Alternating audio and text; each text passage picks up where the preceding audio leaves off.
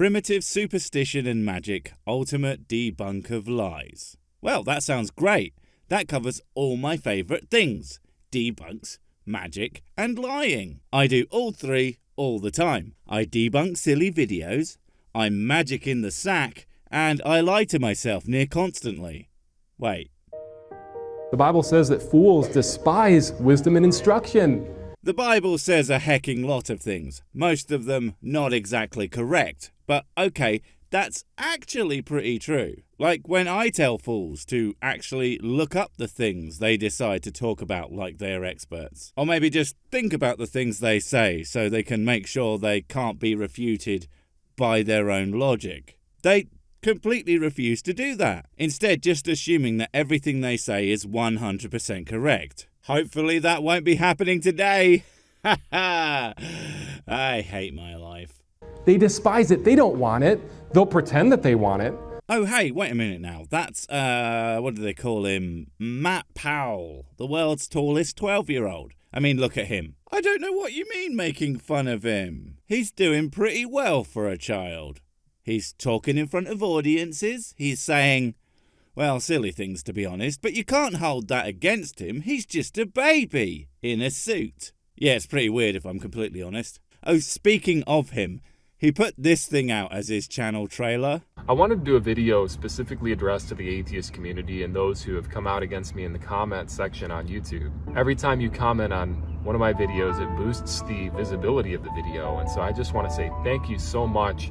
And I feel blessed and encouraged to have your comments and your support. It's such a beautiful passive-aggressive thing and a clear attempt at reverse psychology. And if it's not, it's just really, really strange. But dude, the simple fact is, you say silly things that demand addressing, and whether you want people to stop or try and trick them into commenting more, well, this ain't gonna do now.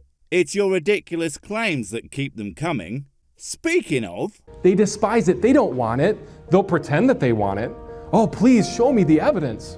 No, dude. They totally want the evidence. We all want you to provide evidence. It's just that usually when you do, it's either not evidence, full stop, or it doesn't show what you think or at least claim it does. And more often than not, shows the complete and total opposite. So when they say, that's not evidence, that's not them ignoring your really smart big brainer proofs. It's them telling you to get better evidence because this is terrible. I would make some wry remark about how I hope that's not going to happen today, but we all know that he's going to do one of those things, if not both. Turns out all humans are descended from the same man and woman. Oh, what a shock. You went and done screwed up immediately. I assume you think this means, aha, look, Adams and Eves and the real cosmiscience does this sense. But no, dude. First off, even if that's technically true, the chances of humans coming from one single couple are basically zero, because the genetic variety required to sustain a population through disease and sickness is way higher than that. And even if all modern humans are related to this particular couple, that doesn't mean there weren't more around, that just means that's who we can trace them to the furthest away. Massive genetic study reveals that 90% of Earth's animals appeared at the same time. That makes sense, seeing as 99% of all creatures are extinct. It stands to reason that most of them formed within the last couple of 100,000 years. And the fact that evolution is just really slow, so most animals will have been pretty much the same for a really long time. Especially the bigger, slower reproducing ones. But the more important element based on your own ideas of how the universe works is that the things that you believe are refuted by both of these ideas. I mean, right there, 90%, not 100%. That flies in the face of creationism straight away. I mean, the story isn't God created most of the animals and then maybe did a few here or there. Who knows? I'm gonna go get drunk. And if you look into these articles, they say right in them that this all happened, both the worldwide banjo family couple and the 9 out of 10% of all animals was between 10,000 and 200,000 years ago. Which, well, isn't it like 5,000 to 6,000 under your quote-unquote thinking. You know, it's just a bit weird that you like the parts of science that you think agree with you, but for some reason ignore the parts that you think don't. But Sosboss, hard fact, none of it agrees with you. These are studies that just came out.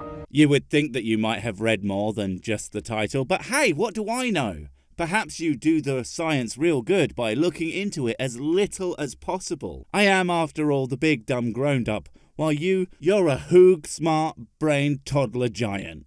So if all animals appeared at the same time, they must have come from a magic sky chap. Or, you know, they didn't appear at the same time because that's stupid, and maybe you could have done the bare minimum not to make yourself look like a complete fool. Unless you didn't mind. After all, as painful a fact as it is, I don't mind, but then I know I'm an idiot. Ignorance is bliss, I guess, and you must be the happiest dude alive. are they going to appear through a magic act or by intelligent design? Why did you just say the same thing twice?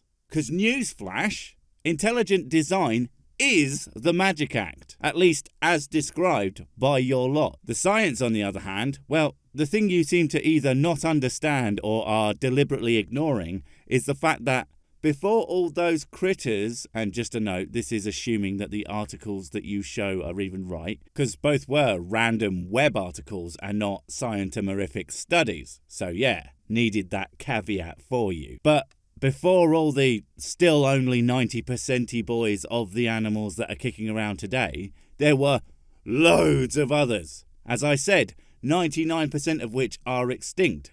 So that means while 9 out of 10 that exist today appeared 100,000 years ago, give or take, they are only 1 out of 100 to ever have existed. It's almost like that was utter nonsense. They always accuse us Christians. They say, well, that book you've got right there, that's magic. Come on, you Christians, be fair.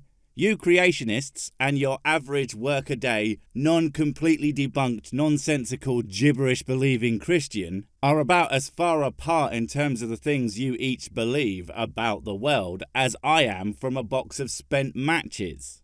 I mean, I do disagree with them on the existence of God-man and the masters of the universe, but agree with them on a whole bunch more, especially when they think that the Bible is just allegory. So no. That book you believe is factual is a bunch of magic because you think it's literal. Get it straight. And those people do not deserve to be lumped in with you, especially not by you. That's a magic book. No, you know what's magical? Love and not lying about what the science says about the universe. No, I'm joking, of course. Love isn't real. That's why no one loves me. Laughing, crying face to hide the truth of my pain, LOL. Saying that the universe came from nothing. But that's what you say. I mean, even if God did create it, he still made it without resources. So you're admitting that what us baby-eating atheismos say about your book is factually accurate. Well, awesome. I love it when we can all agree on how silly you are. Lovely. What's magical, folks? God creating the universe, or time, space, and matter poofing into existence from nothing? What's truly magical is your ability to completely misrepresent the science on this subject. Quite the skill, and it clearly has tricked your audience, get it, into thinking what you are saying isn't complete and total horse pie. 'Cause, yeah, no, the science doesn't say it comes from nothing. It says, well, a few different things, because the jury's still out as far as I'm aware, but nothing is most certainly not the de facto answer. You have almost certainly been told this repeatedly. I have to wonder why you feel the need to, well, let's be really nice and call it refusing to learn. It's like my pseudo-mother-in-law, grandma to the sicklings. She's not that old. She knows how to use a computer, but for some reason, A, refuses to buy anything online herself, so we have to do it. And B, even though we have explained and shown her how to do it, she doesn't send links with the old huttatapur, but instead bloody screen grabs from the random cheapo item that she had gotten to on page 8,000 of Amazon, and then wonders why we can't just look it up. Sorry, just needed a vent. But yeah, aren't you a bit young to be a willfully ignorant grandmother? Although, kudos, you look great considering. Guy responded to me recently on the internet. He says, well, Someone responded to you? That's unbelievable. Don't they know responding to you and proving what an utter intellectual failure you are actually somehow makes you more correct and smart? And that you definitely don't cry yourself to sleep at night asking why no one likes you? No. how could you, it just doesn't make sense that one day God just poofed us into existence. Folks, that's what the Big Bang teaches. No, it doesn't. Now, on the other hand, as you are couching it as an absurd proposition, it's kind of weird that appears to literally be what you believe. Yeah, sure, God did it, but without the materials on hand to do it, it is literally just as magic as your straw man bang. And yet somehow actually worse, because it's got this whole extra inexplicable magic man who just happens to be there and happens to decide to a universe. And for some reason, you don't question why. I assume it was boredom and cruelty, or just being really drunk and did it by accident, like all life is created. Don't lie, nobody wants kids. It was literally a poof. What if I said a giant boulder popped into existence right in the middle of this auditorium? Oh, that laughing. The laugh of the damned. At least the damned ignorant. Yeah, if a boulder literally poofed into there, that would be absolutely bizarre and extraordinary. That would possibly be a supernatural event, and not really a thing that the science fellas would be expecting. They would be very surprised by it. Now you, on the other hand, don't you have a chap kicking about who could totally do that? Hell, that could be a solid nod towards his being the existing. Shame he doesn't do that and just pretends that he doesn't exist and hides all possible traces of that existence. Weird. What if the whole universe popped into existence? You wouldn't believe it based on the information that you have. No, we don't, because I'm just repeating myself, aren't I? But it can't be helped. He keeps saying the same untrue nonsense over and over again. You know, if I were a more cynical man, I would be a void of cynicism, drawing in all the credulity and trust in the world, and creating a beautiful landscape of mistrust and misery. But I'm not, so I'll just stick with, I think you might be doing that on purpose to lie to people. But since they're not asking questions like that, they would say, well, Matt, you're not encouraging people to ask questions. That's what we do in science. Yes, we do ask questions. Yeah, you ask questions like, how do I best trick my followers into thinking I am not a total charlatan? How do I make sure no one who listens to me in any way will escape with the same number of brain cells that they started with? How me am put on socks without doing a fall down? All very important questions for you, but not exactly scientific. But we need to ask the logical questions. Where did things come from? Where are we going when we die? Oh, that's such an easy one. When I die, I'm going to take you all with me. Yup, gonna blow this business straight to Hiffle. It's gonna be great. I've stuffed the core of the planets with fireworks, so when it goes booms, well, you'll know. Okay, you won't know, 'cause you'll be dead like, but the aliens will know. Both of them. Life forming in water, the ultimate debunk of primordial soup? Wait, what?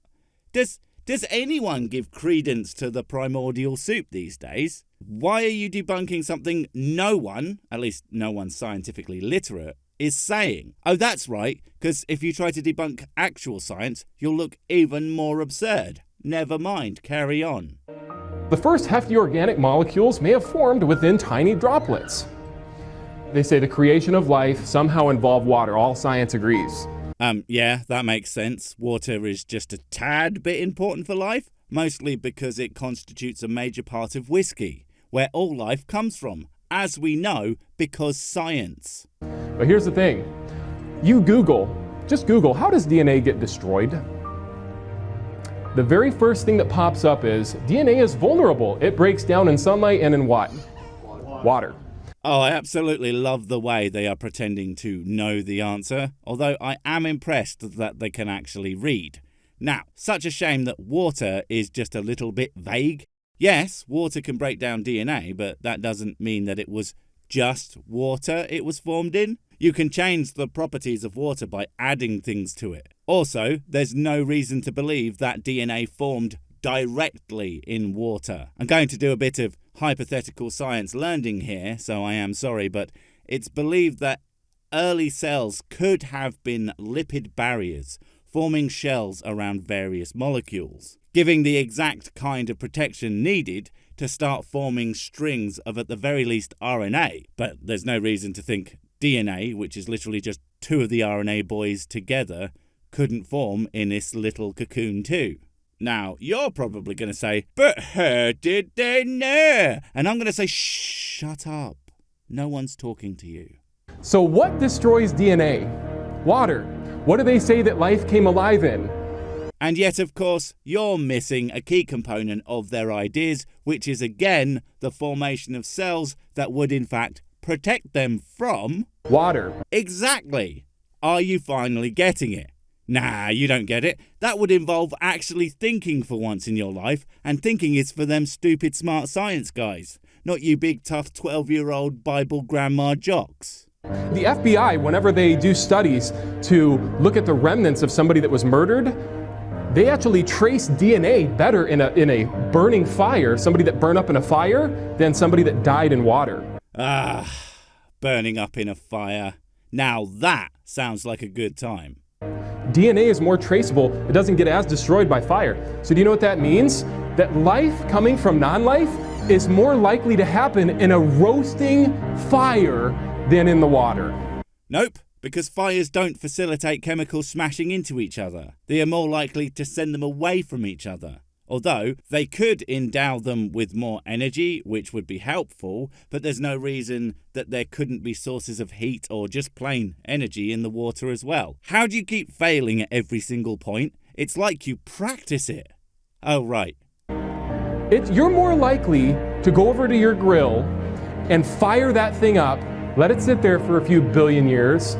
You're more likely to have life come about in that than in the water. Yeah, right. And you're more likely to find intelligence in that room than you are in a big bowl of congealed vomit. Not gonna happen. Wait, before you go, I have something super important to tell you. It's life or death. It will change everything forever. Nope, wait, it's gone. Oh well, probably wasn't important. But while I have you, don't forget to comment, subscribe and notify. And if you want more of my smexy voice, check out Mrs. Six's channel, Spoonstaff Stories, where I narrate and voice all the videos, and she does the work. And if you want to support the channel, check out the merch store for cool t-shirts, or check out Patreon, memberships and PayPal to support directly. Finally, follow me on the medias of social to get completely pointless guff and to keep up on the latest releases. Oh, I just remembered what I was going to tell you. Whatever you do, don't touch the...